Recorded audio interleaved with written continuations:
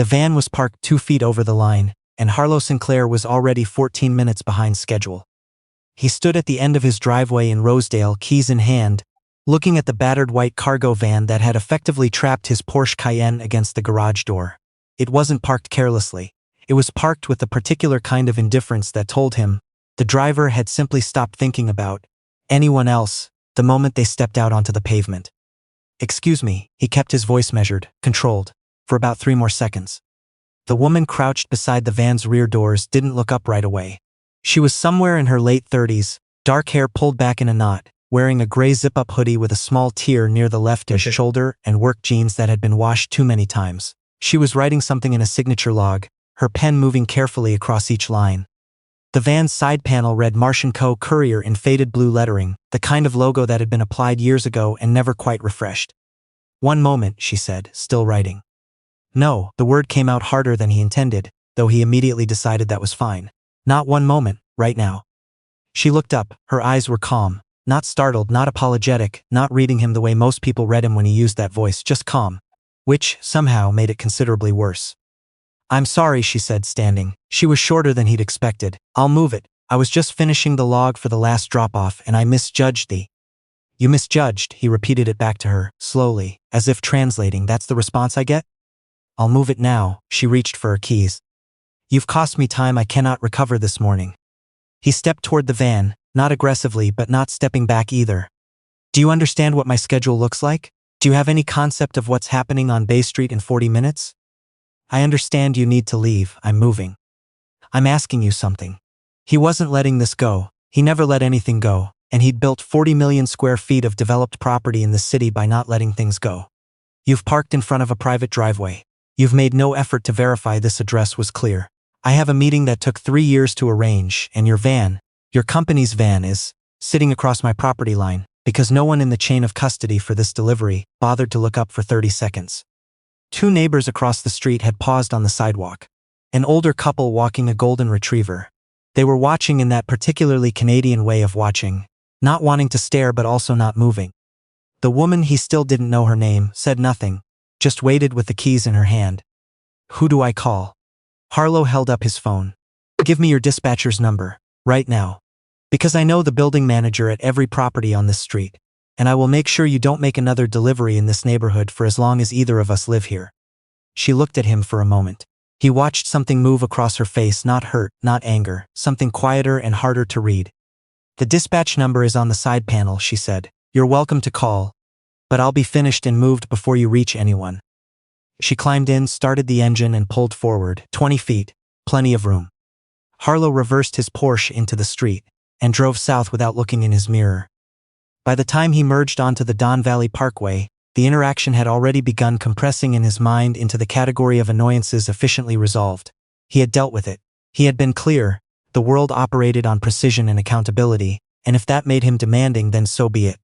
He had not built what he'd built by softening his expectations when someone failed to meet them. His assistant, Philip, was already at the law firm when Harlow arrived. Philip was 26, diligent and slightly nervous in the way that young people are when they understand they're adjacent to something large. He handed Harlow a fresh copy of the executed term summary and said the other parties were ready upstairs. "Hold everything until we're done," Harlow told him. "No interruptions, not for anything." "Of course." The Ridgecrest development, a $400 million mixed-use project across 40 acres in Mississauga, incorporating residential towers, retail space, and a community recreation facility, had taken 3 years of permits, 18 months of negotiation, and 8 months of assembling the financing syndicate. It was the largest project Harlow Sinclair had ever led. It was, by any reasonable measure, the thing that would define how his career was remembered. He rode the elevator to the 32nd floor, feeling like the building itself was celebrating his arrival. The boardroom had east-facing windows that poured morning light across a table long enough to seat 20. Raymond Cho, senior partner at the firm, stood when Harlow entered and extended a hand. "Ready?" Raymond asked. "More than ready." Harlow set his copy of the documents at his designated chair and looked around the room. Syndicate representatives, a pair of transaction lawyers, 2 seats still empty. Who are we waiting on? The Marsh Capital signing authority changed as of this morning. Raymond said it the way lawyers say things they've decided to treat as routine. Routine internal shift on their end. She arrived in town last night from Ottawa. Harlow nodded. He knew Marsh Capital's team. He'd had dinner with their senior partners twice. He'd reviewed the equity split, the governance clauses, the distribution waterfall. He was not a man who failed to read his documents. He poured himself water and checked his watch, and allowed himself one quiet moment of something that was almost peace. The boardroom door opened. She walked across the room in a blazer the color of deep slate, her hair down now against her shoulders, a leather folio tucked under one arm. She moved without hurry and without apology, the way certain people move in certain rooms, like the geometry of the space had already arranged itself around them before they arrived. She sat at the far end of the table, opened the folio and looked directly at Harlow. He felt his hand tighten around the water glass. It was her, the woman from his driveway. The gray hoodie replaced by tailored wool, the signature log replaced by a leather folio monogrammed in the lower corner, the same calm eyes that had looked at him over the van roof 40 minutes ago. "Sorry for the slight delay," she said to the room. "Morning logistics." Raymond smiled. "Harlow, allow me, this is Adele Marsh, co-founder and managing partner of Marsh Capital Partners." The name landed in his chest like a stone into still water. He knew this name. He'd seen it on the term sheet since the second quarter of last year. He'd seen it on the letter of intent, the co-investment agreement, the preliminary due diligence acknowledgement. A. Marsh, managing partner. He had assumed, in the way busy men sometimes assume things they never bother to examine, that Adele was someone else. Someone he'd picture differently. Someone who did not drive a battered cargo van to a delivery address in Rosedale on a Tuesday morning and crouch beside the rear doors filling in a signature log. "We've met," Adele said simply. Philip stopped typing. One of the syndicate lawyers set her pen down without appearing to notice she'd done it. "Mrs. Marsh." Harlow's voice came out smaller than he intended. "I wasn't aware this morning. I had no idea that you were—" "No," Adele said. "You didn't." She looked back down at the folio with the same unhurried calm she'd shown on the street, and the room redistributed its air quietly around that sentence. Raymond cleared his throat. "Should we begin with the term summary or—" "In a moment." Adele didn't look up from the page she was reading. "There's something I'd like to address first." She turned a page. "Something that happened this morning, about 40 minutes before this meeting." Harlow pressed both palms flat against his thighs. He could hear the building. "Mrs. Marsh." He tried to find the register he normally inhabited in rooms like this. It kept sliding away from him. "If you're referring to what happened at my property, I want you to understand that I was under significant pressure. The timing of this meeting, the weight of what's at stake." "Yes," Adele said. "I know what was at stake this morning for you." She looked up. "That's what I'd like to talk about." The room became the kind of quiet that has a texture to it. "My father built Marsh & Co. from a single cargo route between Ottawa and Kingston. He drove that van himself for 11 years. The same van, or as close to it as we could maintain, before we could afford a second vehicle. He picked up and delivered every single package himself for the first 4 years, in every kind of weather to every kind of address. He built the company contract by contract, route by route, handshake by handshake." She paused. "He passed away 4 years ago. I kept the van. I take it out a few times a month, make deliveries, talk to dispatchers, cover a route when someone calls in sick. It keeps me connected to where we started." Nobody in the room spoke. "It also shows me something I cannot learn from a financial model." Her voice was even, unhurried. "It shows me how people behave when they believe the person standing in front of them has nothing they need." Harlow's jaw tightened. "You told me this morning that I would be removed from the neighborhood, that you would call my dispatcher, that I didn't think beyond my own 15-foot radius." She said each phrase precisely, without editorial color. "I had misjudged the parking distance by approximately 2 feet. I apologized. I told you I would move immediately and still," she held his gaze, "you continued." Raymond's pen had not moved in some time. "The financial case for Ridgecrest is strong," Adele continued, turning now toward the broader table. "I want to be clear about that. The location is right, the community need is real, the construction timeline is aggressive but achievable. I reviewed the proposal myself, and there are sections of this plan that are genuinely excellent." She paused. "But Ridgecrest is 40 acres where real people are going to raise children and run businesses and build lives. And I cannot anchor 60% of the financing, 3 years of my firm's capital and my team's work, behind a project leader who threatens a delivery driver's employment over a parking error." One of the syndicate lawyers looked at her notepad. The other looked at Raymond.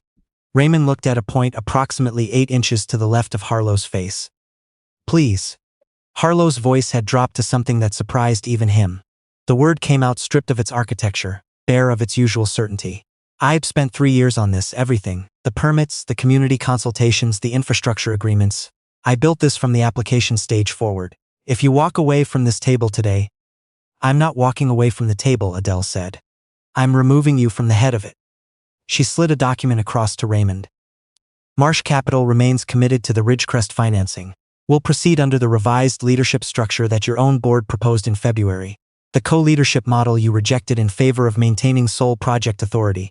She let that sit for a beat. The project moves forward. The community gets what was promised. The deal closes today. She looked at him one final time. You simply won't be the one to lead it. Harlow looked around the table. At Raymond, who had known him for 11 years, and was now examining the middle distance with careful neutrality. At the syndicate representatives, who had already begun orienting their copies toward Adele's end of the table. At Philip, who was staring at his laptop screen with the focused intensity of someone trying very hard to be invisible. Not one person spoke. Not one person offered a word in his defense. He stood slowly, as if testing whether his legs would support the weight of what had just happened. They did, barely. He left his copy of the term sheets on the table and walked to the elevator without looking back. The ride down took 45 seconds. He stood in the descending car and watched the floor numbers drop and did not think about anything, because thinking required a fixed point to stand on, and he no longer had one. He sat in his driveway for a long time after he got home, engine running, hands in his lap. The pavement where the van had been was empty now, just ordinary asphalt in November light, and he sat there looking at that absence the way a person looks at something that has already become a memory. 2 feet over the line. That was all it had been. And she had said, "I'll move right now, sir," and she had moved, and he had kept going, had leaned into it, had expanded it, had made it a declaration about competence and accountability, and everything he believed made him the man he was.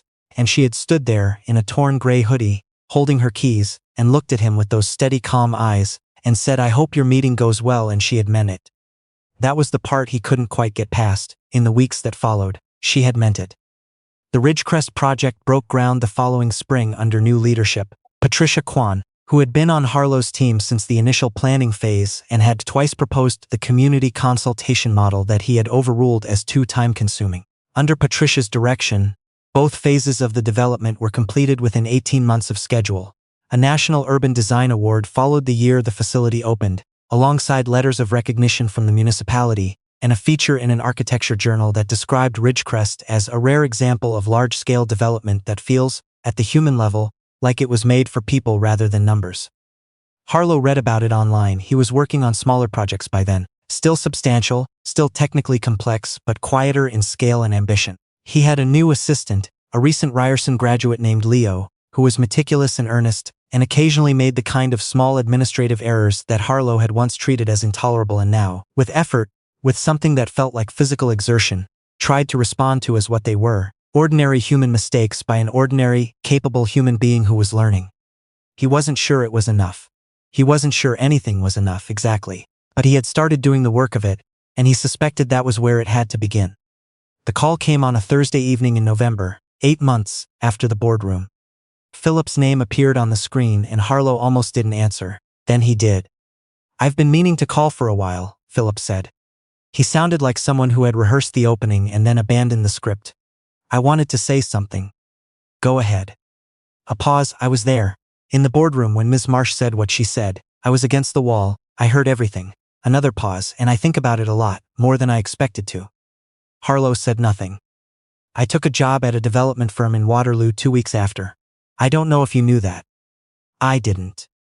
I'm doing well there. It's smaller than what I was used to, but I think I learned something in that boardroom that I wouldn't have learned any other way." Philip's voice was careful, precise, the same way he'd been careful and precise at his desk in every meeting Harlow had ever brought him to. "She didn't say what she said just for you. I don't think she was performing or making a point.